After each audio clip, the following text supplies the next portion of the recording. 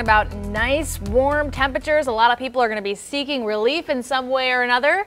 Michael, how's it looking? Yeah, perhaps the pool a good spot to be to help cool off. I think we've got some good pool weather the next few days, but each day we will have a chance for a few of those pop-up showers and storms. So if you do have pool plans or any outdoor plans, just keep an eye to the sky.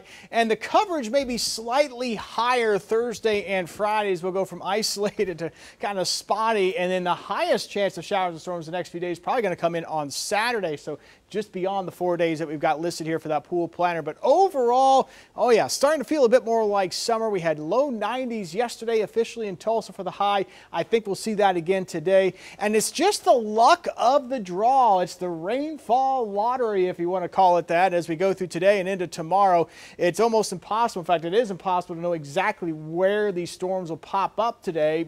But somebody will get some rain in the backyard. Most of us will probably miss out. So there'll be a few of us that win the rainfall lottery today, and a lot of us will end up going home empty-handed. Now, as you're stepping outside this afternoon, those temperatures are going to be warm. 90 degrees at around 3 o'clock, forecasting that high right around 91 by late afternoon. If you're lucky enough to get some of those showers and storms nearby, you may get the rain cool air that comes with it to help cool you off. And we'll take any air movement because of the stagnant nature of the air today.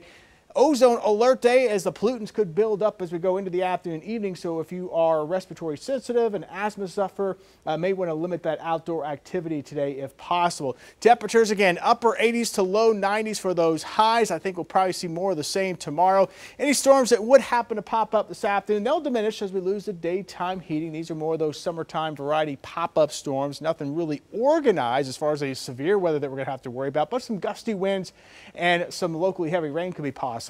How about the view here from Bailey Medical Center? Is the sun now coming up here over the eastern horizon? Great view on the Wade's RV Weather Camera Network. And as we go throughout the day, we'll see a lot of that sunshine, but some of those cumulus clouds start to bubble up into the afternoon, and a couple of those may become thunderstorms. A little higher chance of storms staying well out to our west as you head into New Mexico, parts of Texas later on tonight. And then tomorrow we'll do it all over again, maybe an isolated storm or two possible. But see this front here to our north and to our east, that is going to work its way in our direction as we head into Thursday and Friday. So that may up the chance of a few showers and storms once we get into Thursday. I'm going to leave a scattered chance to the north and to the east, a bit more isolated as you go farther to the south and to the west. And then going into the weekend, probably our highest chance of showers and storms comes in on Saturday.